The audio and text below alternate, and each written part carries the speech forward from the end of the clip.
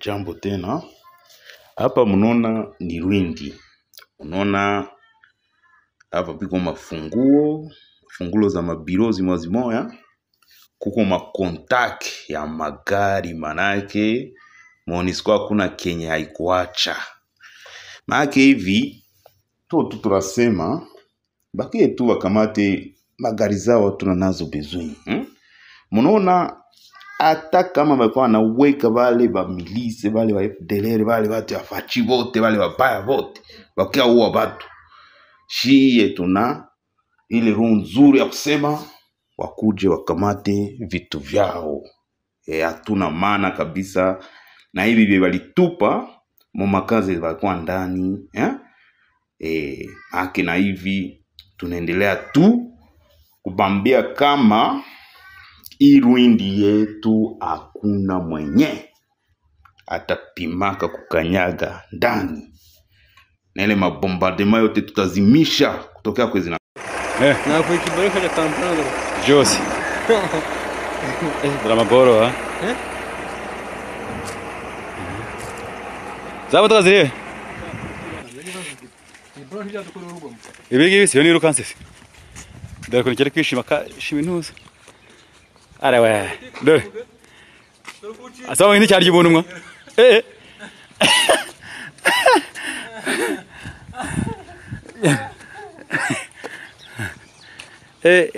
Dore. Ega mabo.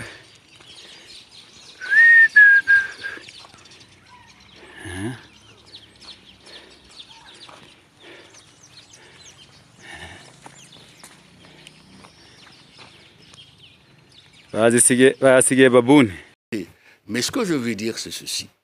Que ce soit le président Kabila, j'ai beaucoup de respect pour lui. Que ce soit tout autre Congolais, chacun sait ce qu'il fait. La rébellion, il y a le code pénal qui condamne la rébellion. La collusion avec une puissance étrangère. Parce que je viens de vous dire, c'est pour ça que j'ai commencé par là. L'Alliance Fleuve Congo a dit qu'elle fait alliance avec les M23, qui est soutenu, connu par tout le monde, par un pays étranger, le Rwanda. Ça s'appelle une trahison. Il y a des lois de la République pour cela. Et enfin, nous apprenons qu'il y a une certaine tonalité qui nous dit oui, il n'y a pas eu partage de gâteau pour tout le monde, et donc ceux qui partent là-bas auraient raison. Nous ne pouvons pas moralement condamner la politique, l'idéologie de partage de gâteaux et nous mettre à dire que ceux qui quittent parce qu'ils n'ont pas eu la part de gâteau, ils ont raison. Non, ça c'est excessif et ça c'est immoral, vous comprenez? Et chacun sait ce qu'il fait, ancien chef de l'État ou non, il y a les lois de la République. Je dois quand même vous poser la question. Est-ce que Joseph Kabila, on sait qu'il est parti apparemment en Afrique du Sud, qu'il n'est plus en RDC, est-ce qu'il approuve cette alliance du fleuve Congo et le fait que certains de ses partisans y adhèrent? C'est quand même pas un hasard. Mais vous ne faites et vous avez des informations, donc vous pouvez nous le dire. Ce que je dis, est-ce qu'il approuve? Mais il n'y a que lui qui peut répondre à la question. Je ne suis pas son porte-parole. D'après vos informations, est-ce qu'il coordonne cela avec le Rwanda, le Kenya? Est-ce qu'il est directement mêlé, directement responsable? Je n'ai pas dit ça, parce que je vous ai dit que nous sommes en train d'enquêter. Nous avons des éléments de nos services et on y travaille. Est-ce que je serai cohérent en répondant à vos questions qui ne manquent pas de pertinence? Eh bien, ce sera le point final. Merci beaucoup, monsieur le vice-premier ministre. Bon, je dois vous dire qu'on est familier ici. C'est notre père spirituel, c'est notre cardinal. Nous avons l'habitude de venir ici. Mais aujourd'hui, nous sommes venus par rapport aux rumeurs que vous entendez dans les réseaux sociaux, ce qui se dit. Et nous sommes venus échanger avec son éminence. Tout a été clarifié. Tout a été clarifié. Il y a des gens qui veulent profiter du nom de l'Église pour faire n'importe quoi au nom de l'Église. Le cardinal est là. Le cardinal est là. Il n'y a pas de problème entre l'État et l'Église catholique et les cardinals en particulier, il n'y en a pas. Nous sommes venus clarifier ces différents points et tout, il n'y a rien. Nous allons continuer à collaborer avec l'Église comme pouvoir, comme Église. Nous allons continuer à collaborer pour le bien-être de notre population et pour les progrès de l'Église catholique au Congo. Mu 1987 nashatse kwinjira mu gisirikare twitegura kuzatera mu Rwanda, ariko kubera ukuntu nari narakuze ngira koba ntinya urushinge nabyibarijeho ndavuga nti harimo ibintu byo gupfa, noneho ntangira gutekereza ahantu bashobora kuzandasa. Umutima urambwira ese buriya bashobora kukurasa mu mutwe, nshingaho urwara ngo numve mu mutwe harababaza, ese bakurasa hehe? Reka ntekereza ahandi. Bashobora kundasa igufwa, nzana akabuye nkomanga ku igufwa ry'ukuguru, mbyumvira mu bwonko birababaza. Noneho uratekereza barashe kuko ho barasa batababarira, iri buye ryo ndibabarira, nkoma ku igufwa ry'ukuboko, none ngo numva reka ibintu numva ndabitinya. Ndavuga noneho reka ngerageze ahandi hantu numve kuko ububabare buratandukanye. Bashobora kundasa amabya, nabyo birashoboka, n'ikize kidashoboka amabya. Noheza y'udutoki njye utwara kwibya, noneho barangije oya sha ibya numva rirababaza. Ndavuga nti ntaho nzajya ngira koba. Ndavuga nti naba niyo njya kuba ndi agakobwa ngo nzagende ndagakobwa kuko ntaryo kaba gafite. Umutima uravuga se ahuko ngiye guseba nkora iki? Ndagenda nshakisha umuntu wari umusirikare w'inshuti yanjye, ndamubaza, ndamubwira njyewe ndashaka kujya ku rugamba, ndashaka umusirikare, ariko ndatinya ko bazandasa amabya. Nicyo kintu kintebwo. Yaraturitse araseka arigaragura, ese kuseka ati bazakurasa ati bazakurasa amabya. Bazarasa amabya ni kubera iki? Ati abasirikare ba Habyarimana muri 90 turi ku rugamba, yewe nari nkiri kuri training nkiga ntararangiza. None ariko ingabo za Habyarimana inzirabwoba zigera igihe ziratunesha. Kagame yari ataraza, abandi bayoberwa uko babigenza kubera ko icyo gihe Rwigema yari yarapfuye. Noneho baratuzenguruka bagenda baducucuma baduhumba badushakisha, baturasa amashyamba hose. Rwende yari udushakisha. Noneho baravuga abayobozi bacu bati nimureke dufatemo ubwana buri shapu ni ukuvuga ubutyaye, tubuhereza imbunda muri bumwe butari bwarangiza, noneho tuzagira tubona n'izindi n'ubundi tuzagenda tubuha. Ubwo rero bahera kuri jyewe ngo ndi shapu, ngo ndatyaye, kubera yuko nari nzi Igiswahili bajyaga babona mu bintu byo kutwigisha ari jyewe ukora ibintu. Nari nzi Igiswahili nkamenya n'ibintu by'amateatre mu mutwe. Umaye ikintu gifata nkagikora uko kimeze nkawugiramo n'utwange turyoshye ngakoroga. Bati uno musirikare warwanyonga. Bati bavuze ngo nibashakemo abari shapu, bataka ngaka kari shapu ahera kuri jyewe. Ntabwo ndi shapu. Bati umwafanda umwankubita urushyi yakubita hasi nti ndi shapu mumbabarire ndi shapu. Bahita bampereza ikibunda cyitwa self loading, ntazi naho bagifata, ntazi naho bakirasa, nari ntarakiga, nari narize AK47. Nuko ariko komeze nk'urukwavu bafashe, umutima uratera mugihe ntari natuza. Babazanye abasirikare barashwiye babawe bafite amaraso, bati muterure. Babwira twebwe bari bataramenyera igisirikare, bati muterure. Jye mpita ntinya gufata ufite amaraso, ndasimbuka mfata kari kicaye ku mugina, nabonaga kagufi insumba, nja kugaterura, kumbe na kafande kari kazima katarashwe, kagize kankubita urushyi mu gutwi, ndwumvira mu bwonko.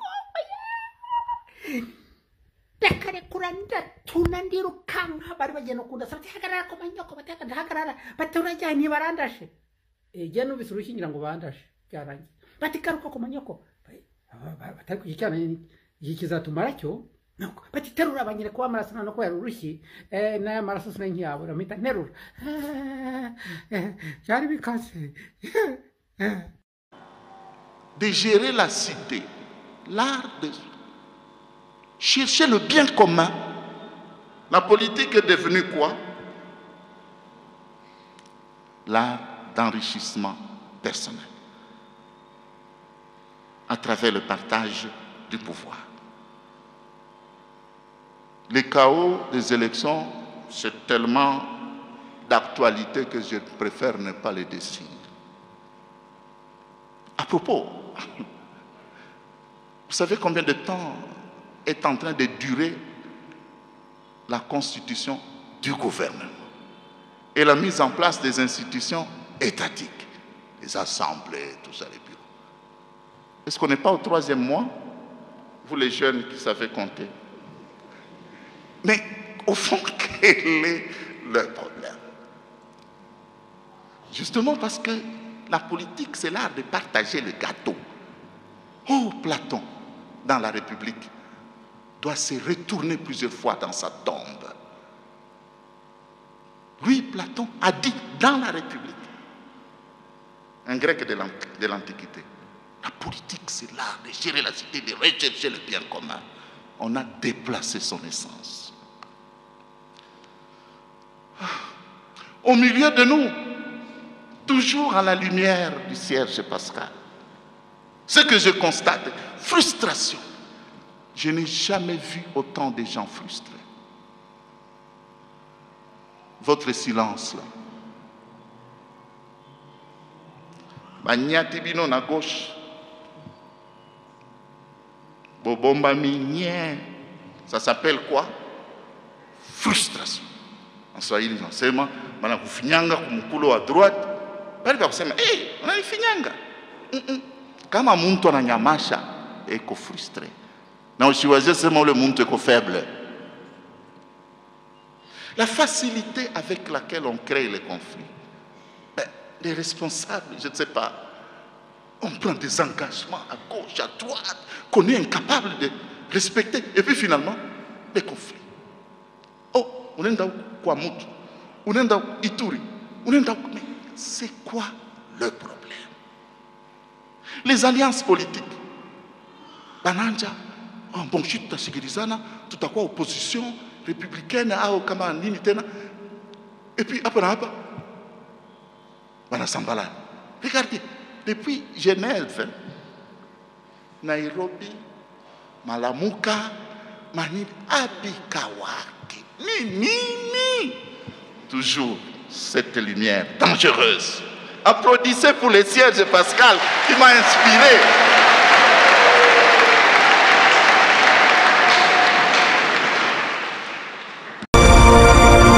Esclave alibumu na bango pour bakuka ko revendiquer ba droit na bango te. Et Joseph Kabila Kabange 1 président de la République alobaki que ako pacifier mboka. Ezaki cheval de bataille na ye. Tout moni pacification en mboka te. Armée moko esalami te, toza na armée te. Alors asali na ko armée na biso ezala modernité te, ezala armée républicaine te, ata armée moko toza na armée wa te. Ya misato nazo reproché ye na complicité na Kagame pour na kokata mboka na biso. Preuve dango yango wana. Po kotisi ba militaire rwandais belé na mboka na biso sans que toyeba bayaki kosala nini. Baboto la biso mboka sikoyo bimi poisa. Nazo reproché ye na motema mabe. Eza penza motema mabe soko oza na vraiment eza motema mabe. Nazo reproché ya suka pe ya grave violation en constitution. Ça no atama ka mususu mais jamais ko violer constitution te. Problème ezali Kagame azo diriger et Rwanda et Congo. C'est ça la vérité. Donc nenge bato bavandi ezalaka lokwa bavandi na Rwanda po Kagame azo diriger Rwanda na Congo. La preuve, tout le monde yango na déclaration ya James Kabarebe. James alobi ke mikolo nyonso batindela bango délégation bosalisa biso na likambo oyo bosalisa biso na likambo oyo bosalisa biso na likambo oyo. Donc nyonso eutaka kaka na Rwanda. Ebele ya bato bazozwa soki olingi ozwa grade il faut kaka Rwanda apesa accord, soki olingi ozwa poste ministériel il faut Rwanda apesa accord. C'est le Rwanda qui dirige le Congo. Grave tala esika complicité ezali. Rwanda a formé ba militaire nyonso epa na ye, azwi arme akotisi epa na biso. C'est comme si tozala na ba agent de sécurité te, c'est comme si tozala na bato te ba informer bakonzi awa babandi koatake biso. Moto ayebisi opinion publique nationale et internationale nani ONG Human Rights Watch nde alobi non Rwanda komi koatake gouvernement ata koyebisa biso tata koloba eloko te rien bavanda na bango nye. Salomon baravuga ambassadeur Jean-Marie Vianney Ndagijimana, murakoze cyane gose ku kanya muhaye radio Ijwi ry'Amerika. Nashaka cyane cyane uyu munsi tuvugane ku kwigenwa ry'umuhungu wa President Yoweri Museveni, General Muhoozi Kainerugaba yagizwe umukuru w'intwaramiheto mu Buganda. Abaganda muri iki gihe bariko bavuga ibitari bike kuri iryo genwa. Nashaka ubwa mbere na mbere mutubwire ukuntu mwajakiriye. Reka dutangurire kuri ambassadeur Jean-Marie Vianney Ndagijimana. Iyo nkuru nayumvise, ubwo rero kwiganiraho si bibi kuko ni inkuru ihindura ibintu byinshi mu mateka y'akariya karere, cyane cyane iyo urebye bihabera muri iki gihe, amateka y'igihugu cye Uganda ubwayo n'ingaruka bishobora kugira ku bihugu by'abaturanyi. Mweho Dr. Salomon baravuga iryo genwa mwajakiriye gute?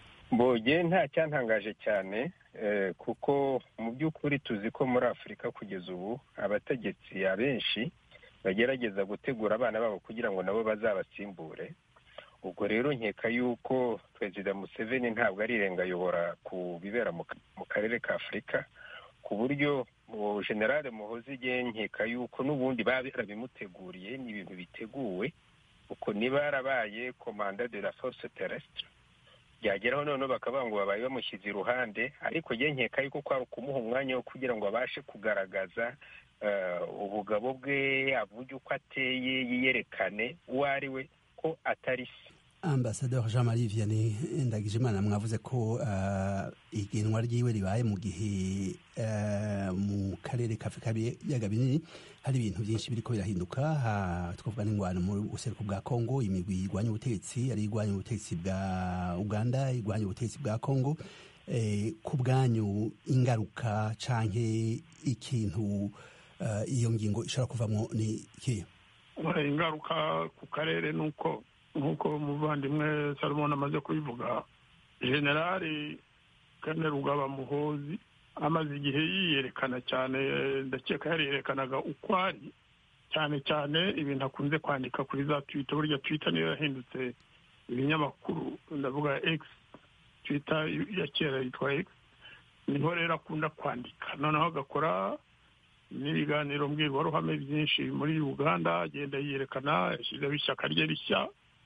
Ubundi umusirikare ntafite uburenganzira bwo kujya mu bya politiki cyangwa gushyiraho ishyaka ukurikije itegeko nshinga rya Uganda, ariko we yarabikoze. Nicyo gituma ndetse hari abayobozi ba Uganda benshi bagiye bavuga batariko uyu mugabo yataba umuhungu wa Museveni aba yarafunzwe kera. Reka ibyo tubireke. Izo Twitter yari cyabikoresheje cyane, akenshi yandikaga amagambo mabi akomeretsa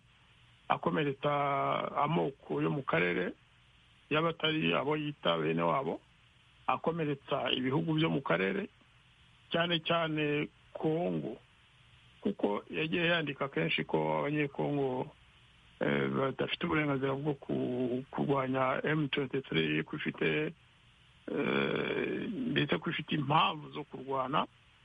Akavuga ati bariya ni bene wacu, ni abanirotike. Sinbivuze niba ubyandika yaranabivuze ati n'abanirotike, ati ntabwo mushobora kuzagira icyo mubatwara igihe Uganda izaba ihari, ati ahubwo tuzabarwanya tubatsinde abari bo bajya ku butegetsi. Yarabivuze. Hari ibindi yakunze kujya avuga bya bindi bita ngo za empire himatutse, ariko ibyo sinkunda kubigarukaho kuko hari abakeka ko ari ukubihimba cyangwa ko ari ukwibasira abahima cyangwa abatutsi, kandi si byo.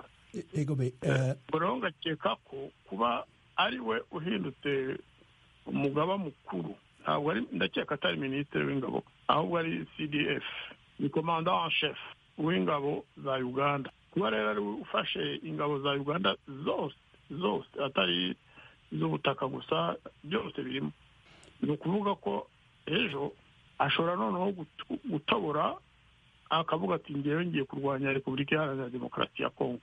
ashobora kubikora kuko ntiyitangira. urumva rero ko byaba bibangamiye diplomasi ya Uganda mu karere. Museveni wenda nawe yabikoraga, ariko akabikora atabivuga, undi azabivuga, ibyo byabyara rwose intambara muri kariya karere, cyane cyane muri iki gihe muri Kongo hari SADC, Malawi, South Africa na Tanzania. Urumva iryo hindagura rya Museveni, afite uburenganzira bwo gufata umuhungu we akamugira umukuru w'ingabo, ariko rero ingaruka zishobora kutaba nziza niba atamwitondera. Dr. Salomo baravuga ivyo ni ibintu bishoboka mwihweje ivyo General Muhozi Kainerugaba yahora yandika nk'uko Ambassadeur Jean-Marie Vianney Ndagijimana bivuze. Genda keka ko General Kainerugaba ibyo yandika n'ibyo avuga nabyita icyo mu Gifaransa une consommation domestique. Ni ibintu byo kugira ngo yereke abagande yuko atandukanye na se, ko mu mikorere ya se n'imitekerereze ya se atari bamwe, bitewe n'uko yateguriwe gutegeka igihugu cya Uganda. Yereka abagande yuko azaba undi wundi ni afata ubutegetsi. Ye nicyo cya mbere baza kubona. Ikindi cya kabiri, nkeka yuko kubyerekeranye na politike y'akarere muri rusange, bo kuba umuntu ashobora kuba chef d'état major general w'ingabo z'igihugu ibisobanura ko ashobora kugenda ngo avuye ati ngiye kugaba igitero. Ubundi ni prerogative za chef de l'état, c'est lui qui déclare la guerre, ntabwo ari chef d'état major general ubikora, même si ijambo rya chef d'état major general barifata mu barishyiraho umunzani bagapima centre de la balance. Mais je ne crois pas que General Kainerugaba afite ububasha bwo kuba yagena wavuga ati ngiye gutera Kongo. Cyane cyane ndumva ari icyo dushobora kuzirikana. Turazirikana yuko kuri jye uriya general rwose ari gufata umwanya wa se mu by'ukuri nk'uko se yabimuteguriye, bimenyereye muri Afurika. Siwe wenyine ubikoze, niko benshi babikora. Ambassadeur Jean-Marie Vianney Ndagijimana, Dr. Salomo baravuga avuze ikintu abaganda benshi bariko barashikiza muri iki gihe, ko iryo genwa rishobora kuba ari uburyo bwo gutegura umuhungu wiwe kugira ngo azomusubirire mu gihe atazoba akiri umukuru w'igihugu. Namwe uko niko mubibona? Ibyo nibyo ari gutegura, ariko ngarutse kuri ibyo amagambo akoresha yataka abanyekongo cyangwa iki, ntabwo ari consommation domestique, au contraire ni consommation justement ku bihugu by'abaturanyi, kuko domestique abo abaganda bose se n'abanyerotique. Ntabwo ababwira abaganda, ndashaka kuvuga abayuganda, ababwira abo yita ko ari bo bene wabo, ntabwo abaganda bose ari banyerotique. Agomba kwitonda rero, kuko niyo yaba azaba perezida wa Uganda, ntabwo ibyo bintu byoroshye. Iyo utangiye kwikorera abakomoka mu moko ya n'aya, burya uri guhemukira akarere, uguhemukira n'igihugu cyawe rwose.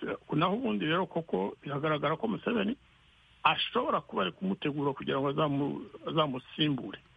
Nanone ukibaza utese ko yari atangiye gukora politike, ko yari amaze gushyiraho alliance KM Kainerugaba Muhozi, ko yaramaze no gushyiraho ishyaka ahubwo boha, none amugize commandant en chef. Hari bavuga bati none yabashaka kumupfubya kugira ngo abaretse bya politike akore igisirikare gusa, kuko hari abagenero bandi baba Uganda bari batangiye kuvuga bati ntabwo General Kainerugaba bafite uburenganzira n'uruhushya byo gukora politike, birabujijwe n'itegeko nshinga. None se wabaye commandant en chef azabirengaho ajya gukora na politike? Nicyo umuntu yakwibaza, tubitegereze nta wabimenya. Ariko n'umuntu hari ijambo ry'igifaransa rikunda gusobanura situation nk'iya Kainerugaba, n'imprévisible. Museveni yari umuntu uzi ubwenge, buriya azi ubwenge. Museveni azi gukina, azi gusaranganya ubutegetsi bw'igihugu cy'akabiha abo mu turere twose no mu moko yose. Icyo cyatumye amara imyaka 35 hafi ubutegetsi. Rero niba Kene Rugaba bazabishobora kwitwaza ubusore n'ubuto n'ubu bidahagije. Cya gihugu ni complex. Amakuru atangazwa na Uganda avuga ko mu minsi iheze General Muhoozi Kainerugaba yahora aja mu gihugu hagati kagira mu makoraniro ibintu bitarekuriwe ku bantu bafise amabanga ya gisirikare. Dr Salomon baravuga kuba ivyo bintu byarabaye kandi bitekubiri n'amategeko. Mwebwe mubibona gute? Tuzi ko hanini muri Afurika iyo umuntu afite ubutegetsi abikoresha uko ashatse, yubahiriza itegeko nshinga, yubahiriza amategeko. Natwe muri Kongo turabimenyereye amategeko ko abantu bagenda bakayahanaguza inkweto zabo rwose bakayakandagira bakayahanaguriraho ibyondo. Ibyo generale yakora Kainerugaba ibyo yakora i Bugande kubera ko afite ubutegetsi igihe nta cyantangaza rwose, bitewe nuko uko nsigaye ndeba ibintu ndebye nk'ibibera iwacu muri Kongo. Muravuga amategeko, twebwe ibintu by'amategeko muri Kongo dusigaye tubona ari agahomamunwa. Niyo mpamvu nk'ubwo bwana ambasaderi ari kuvuga ati baratuka abakongomani, bati baravangura amoko y'abakongomani. Muri Kongo twebwe umuntu atinyuka akihanukira akaba ko arashyiraho n'itegeko rivangura amoko ku mugaragaro ku manywa y'ihangu. Birumvikana ko twebwe nk'abanyekongo nta kidutangaza cyane. Mbabariye kubivuga nk'umukongomani rwose, kuba ashobora kugenda akavuga ibintu amategeko amubuza bitewe n'uko afite ubutegetsi, si ukuvuga ko ari byo, ariko ni ibintu bimenyerewe cyane mu bihugu bya Afurika. Nkeka yuko ntabwo umuntu yabitindaho cyane. Ambassadeur Jean-Marie Vianney Ndagijimana, mwahuriye ku cyiyumviro cy'uko eka ku bintu bigaragara ko kenshi na kenshi hariho abakuru b'ibihugu byo muri Afurika usanga bategura abahungu babo kugira ngo baze babasubirire, hari ababashyira mu gisirikare. Mbega ivyo bifise ingaruka ihe ku gihugu, bitandukaniye he na bimwe vya kera vy'abami? Muvandimwe yagize neza kumpa iyo nkuru. Nazi ko muri Kongo hari amategeko mashya azajyaho cyangwa yagiyeho yo kuvangura amoko. Ntabwo nari mbizi ibintu by'ukuri, wenda sinakurikiye neza, ariko kugeza ubu ntabwo nari nyanzi. Ariko tugiye noneho ahandi, tufate ibihugu byagiye bijyamo ibyo byo gutoresha abana babo. Umuntu yafata nk'ingero zo muri za Togo, muri Gabon, muri Chad. Muri iki gihe murabona ko umuhungu wa Idriss Deby ariwe uyobora. Bavuga ndetse ko ashobora kuba yafatanyije n'abamwishe kumwica, ariko ntabwo nabihamya kuko ntari mpari. Hari n'ibindi bihugu rero binyuranye byagiye bibamo ibyo byo guhindaguranya perezida w'igihugu agashyiraho uwo abyaye cyangwa uwo mu muryango we. Muri Uganda rero uyu munsi hari abantu twavuganye bo muri Uganda ubwaho bambwira bati Museveni afite ibyo ibitamushimisha kwa Kainerugaba umuhungu we, atariko ibyo amutinyaho n'ibyo atinya ko yasimburwa n'undi utari wo mu muryango. Ati ntabwo ari kimwe, ati biraruta ko hajyaho Kainerugaba kubera imitungo Museveni n'umuryango we birunzeho. Kuko aravuga ati ndamutse kwa Museveni arakuze kandi ararwaye, buriya nuko bitavugwa, abantu bo muri hafi nibo babizi. Aravuga ati ndamutse ngize icyomba umuryango wanjye wagira ibibazo. Ati byiza rero nuko natangira gufasha umuhungu wanjye kujya mu butegetsi. Murabizi ko muri 2026 hari amatora muri Uganda. Kainerugaba yari ari kwitegura gushyiraho ishyaka rye kugira ngo azasimbure se. Ese muri 2026 azajya kwitoresha cyangwa azakomeza acunge igihugu bya gisirikare kugira ngo se yongere atorwe? Ariko atorwe kandi azi ko namara gusaza, ko Museveni afite imyaka ndakeka 79 cyangwa 80 sinibuka. Ati niyo yavaho ariko yatowe bikamfasha kumusimbura. Ni ibintu byabaye organize muri famiye yabo, biragaragara kuko mu minsi ishize bavuga ko hari ibyo batumvikanaho, ndetse n'abandi bana ba Museveni cyane cyane wa mukobwa bavuga ko azi ubwenge cyane kandi ko nawe yari yiteguye kuzasimbura Museveni. Umugabo we nawe akabijyamo umukuru wa Museveni. ariko Museveni ngo yaba yaraje gusanga ibyiza ari uko umuhungu we ariwe wafata intebe Museveni avuyeho kugira ngo babivemo bitabashyize mu byago byo gukurikiranwa. Wowe Kainerugaba Muhoozi ni umukuru w'ingabo, zitoreshe neza muri 26 ahasigaye nzaguha umwanya uzabe witegura kuba perezida. Nuko abantu b'i Kampala hari uwabimbwiye Kampala. Dr Salmon baravuga nk'uko ambasaderi abitubwiye, hari ibihugu bitari bike, Chad, Gabon, eka ibihugu bitari bike muri Afurika aho abakuru b'ibihugu bateguye abahungu babo akaba ari bo basubira ku butegetsi. Ivyo bifise ingaruka nk'ikuri ivyo bihugu n'ibintu mwihweje kahise bifasha igihugu canke biragisubiza inyuma? Mu by'ukuri umuntu afashe ubutegetsi agasimbura se agakora neza, nkeka nta ngaruka mbi zabamo. Ikibi ni uko bagenda bagasimbura base. Turebe nko muri Gabon, Ali Bongo yasimbuye se, ntabwo yakoze byiza kurushaho kugeza ubwo mubyara bamukoreye kudeta. Ariko turebye nka muri Foro ya Dema, uburyo akora muri Togo bitandukanye n'uburyo se yakoraga, ntabwo ari bibi cyane. Uko nkeka yuko muri Afurika tujye twirinda kugena ngo dukubita ibintu byose hasi, tuzirikane ko ibihugu byacu ari ibihugu navuga ko ari jeune, biracyari bito, ntabwo turamenyera ikintu cyitwa demokarasi. Biragaragara uburyo abantu bagenda bahuzagurika bagakora ibintu batumva. Nko muri Kongo twebwe mutireba rwose, ahubwo bikantera isoni. Nsigaye ngera nibura abantu bamaze gukomoka he, kagira isoni zo kuvuga ko va muri Kongo, aho umuntu agenda bakamuha imashini akayimara niwe cyumweru ari gutora, ukitora ugatora n'abandi icyumweru cyose kizima. Biteye isoni. Ivyo ariko n'ibirego bitaremezwa cane rwose, ivyo byagiye ahagaragara bitohojwe n'abantu bigega. Birahari rwose, birazwi.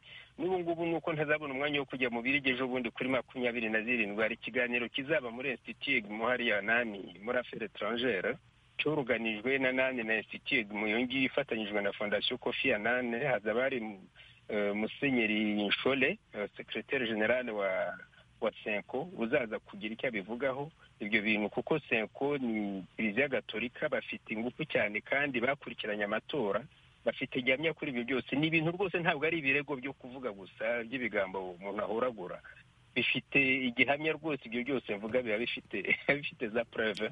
Narindi kuvuga yuko rero ibintu bigenda ugasanga umuntu asimbuye se ariko agakora bibi kurushaho, agateza igihugu isoni n'abaturage. Ibyo ngibyo ntabwo ari byo ngaruka nimbi cyane. Ariko umuntu asimbuye se agakora neza nk'uko tubona Foro ya Dema kuri wabo, ibyo nkeka yuko atari bibi. Ni byiza gufata umuntu nibura uzi system bari gukoramo, aho kugira ngo umuntu ajye kugenda ngo uyu muntu apfe kuza ahuzagurike akora amafuti nk'uko tuzi ni Sefor Segolo yakoze muri Togo, avuga ngo agiye gusimbura Kereku. Yahagera ibyo Kereku yakoze byose akabihindura ubusa. Nagiye muri Benin kureba ibyo ni Sefor Segolo yakoze, ngira isoni. Wow, president Benin inzara iri kubitsa. Dr Salomo, muriko muvuga ko mu gihe bahaye abahungu babo bagatwara neza ari vyiza, hariho abandi banyapolitike eka b'incabwenge bakeneye nabo nyene bafise imigambi ishobora gushikana igihugu kure kurusha abahora babitegeka. Erega Bwana Frederic, tuzirikane ko igihugu burya intebe ya perezida ni imwe, ntabwo ari intebe 40.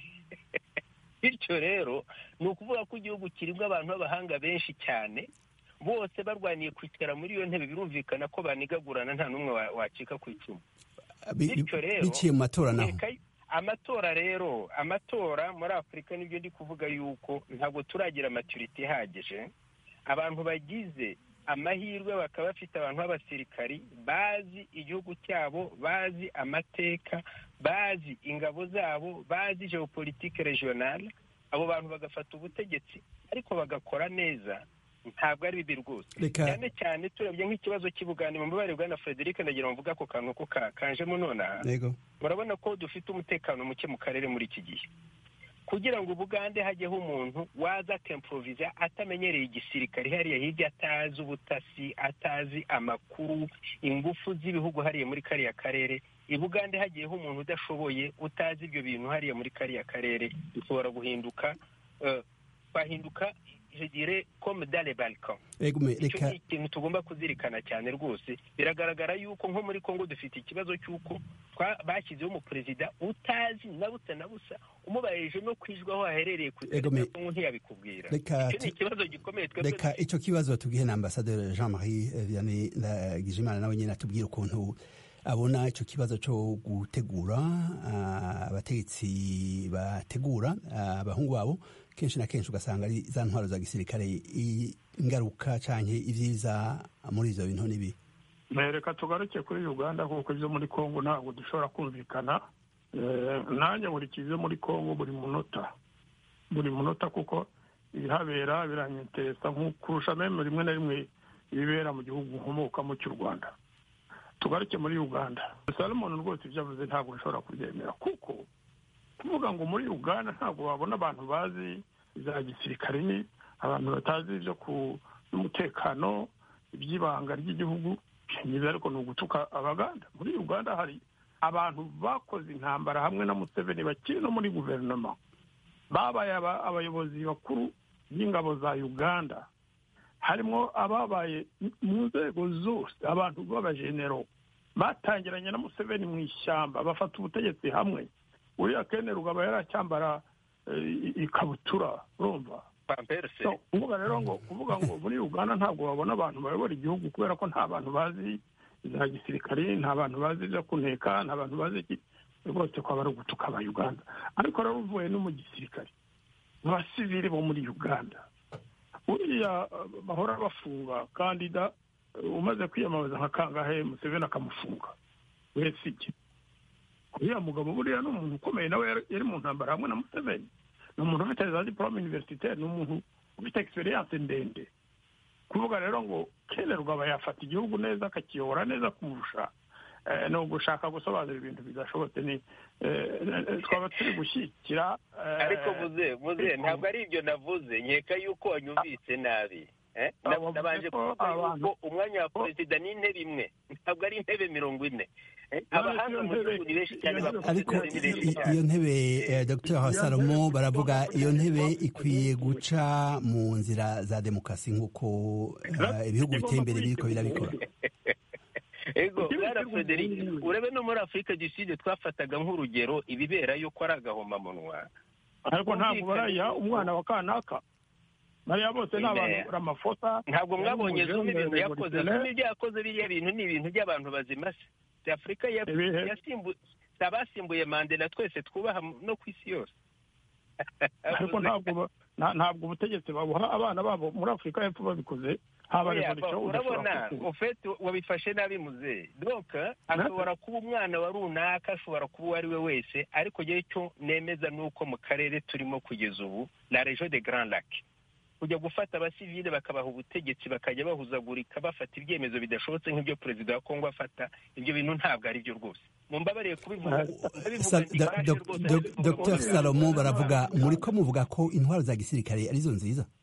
Ntabwo navuze ko ari intwaro za gisirikare, nuko kugeza ubu umutekano muke mu karere dufite hari ubu ngubu tubyumvikaneho rwose uraterwa nuko muri Kongo hari abantu qui ne maîtrisent pas la situation sécuritaire, la situation militaire. Aho ngaho ntabwo ari byo kuko muri 1996 u Rwanda na Uganda bitera Kongo, igihugu cya Kongo cyayoborwaga n'umumareshal.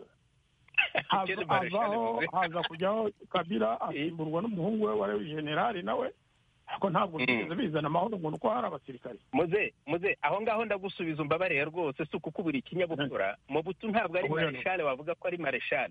Il a quitté le grade de sergent pour devenir colonel. Aho ngaho nta ntabwo byabaye ku isi ibyo bintu. Yari sergent kubera ko igihugu cyari mu maboko y'abazungu. Dr. Salomo, abasirikare, amagrade y'abasirikare muri Afrika ntawovuga ko kurikiza amategeko, ariko kugira umuntu yitwe general muri Amerika aba yarakoze ibintu biboneka, ariko siko twobivuga mu bihugu byinshi byo muri Afrika.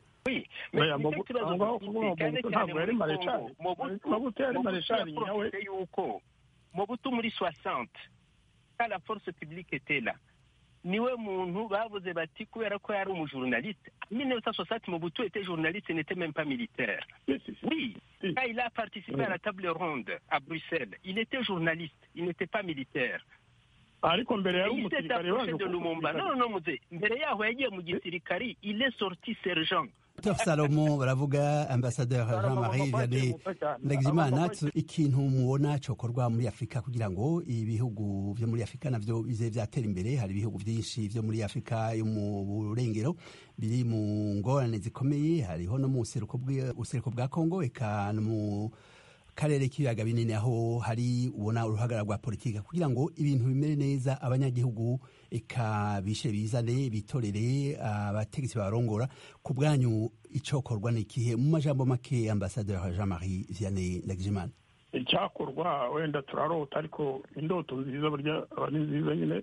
Nge ndota igihe ibihugu bya Afurika byajemo demokarasi, hakaba amatora, abaturage bagategekwa n'abantu bitoreye, nta muntu batesheje agaciro ngo ntafite impete ku rutugu, ngo ntabwo ibi n'ibi. Abaturage nibo bazi aho inyungu zabo ziherereye. Ibyo nibiba wenda tuzagana mu mahoro, abantu bose bakabyemera. Kandi ntituvuge ngo ngewe ndi generali runaka, umwana wanjye niwe ugomba kunsimbura, yaba umusirikare yaba umusivili, ariko kubera ko ari umwana wanjye niwe uzansimbura. Nge nemeza ko ubwami buruta bariya basirikare bakomeye bashyiraho abana babo, aho kugira ngo bibe nibura haba umwami, abaturage bakaba bazi ko ari umwami wabo, agasimburwa n'umwana we, ariko ubutegetsi buri mu maboko y'abene gihugu. Muri demokarasi izo nyine izazana amahoro muri kariya karere, cyane cyane karere cy'iwacu. Kuko mu Rwanda ubu Perezida Kagame nawe yatangiye gushyira abana b'imbere. Umukobwa we Ange niwe mukuru muri presidence, umuhungu we niwe uyobora abasirikare barinda Perezida Kagame. Urumva ko ari gutegura nawe kugira ngo bazamusimbure. Ntabwo ari ibintu byiza, bizana amahane, bikageraho bikazana n'izindi ntambara, kuko byagenze buriya muri Gabon. Bagize imana, perezida mushya aba umuvandimwe, aba mubyara wa Bongo, ariko yo haza undi musirikare wenda ba Bongo baba barashyizwe mu munyururu bose. Namwe Dr Salomo baravuga mu gusozera ikintu cokorwa, ibintu vyokorwa muri Afrika kugira ngo ibihugu vyo muri Afrika bize vyatera imbere, bive muri izo njyane zitavanako ho kugwiki demokrasi yotsimbatazwa gute? Kuri jye rwose ndabona ko Afrika turacyafite amasomo menshi cyane tugomba kwiga demokarasi. Icyambere ni ukubanza kwigisha abantu, ni ukwigisha abana cyane cyane, bakazakura ari abalider nyabo, bumva demokarasi icyo ari cyo, bumva les droits de l'homme icyo ari cyo, bumva amajyambere icyo ari cyo, barabitangiye ari abana. Naho abantu bashaje kugeza ubu nkatwe n'abandi bose twirirwa tubona bari mu nzego ibi n'ibi ngo nabopuza n'ibiki byose usanga nta kajyamo, nkeka yuko twabaye amorti nk'uko bavuga muri comptabilité. Twari dukwiye guharanira ko habaho amashuri guhera muri maternelle, tugatangira tukigisha abana bazadusimbura, akaba ariwo murage tuzabaha. Naho demokarasi tuvuga ubu ngubu, Afurika iri kure yacu nk'uko inyenyeri ziri mu kirere umuntu adashobora kuzishyikira. Dr Salomo baravuga, murakoze cyane gose ku kanya mwahaye radio Ijwi ry'Amerika mu kiganiro cyane cyane igenwa mu Uganda ry'umuhungu wa Perezida Museveni, General Muhoozi Kainerugaba. Murakoze cyane Bwana Frederic, merci beaucoup. Murakoze, ndabashimiye ambassadeur Jean-Marie Vianney Ndagijimana ku kanya mwahaye Ijwi ry'Amerika kuri iki kibazo gihambaye. Murakoze. Murakoze cyane, dusaba Imana nabo basaza bazamere nk'abakawunda n'abandi bazanye amahoro, bazamere nka perezida wayoboye Botswana akayigira igihugu giteye imbere. Ntabwo yari umusirikari, yari umuntu ukuze. Bazamere nk'abariya bose bari bafite experience, noneho bakazigisha n'abandi bakiri bato, ariko atari bariya abasirikare baje kudutamika abana babo. Murakoze cyane, ndagushimiye Bwana Frederic. Murakoze cyane rwose, mugire umunsi mwiza mwese. Murakoze. Turabashimiye namwe inshuti mwese mwakurikiranye ikiganiro dusangire ijambo cy'umunsi. Mugire amahoro aho muri hose. Ndagushimiye Frederic Nkundikije ku kiganiro wateguye. Nshimiye kandi n'abatumire mwari kumwe uyu munsi, mbabwira nti barisanga ku Ijwi ry'Amerika. Namwe abatwumvise uyu munsi aho muri hose, abatwumviye kuri radiyo zisanzwe, abatwumviye kuri interinete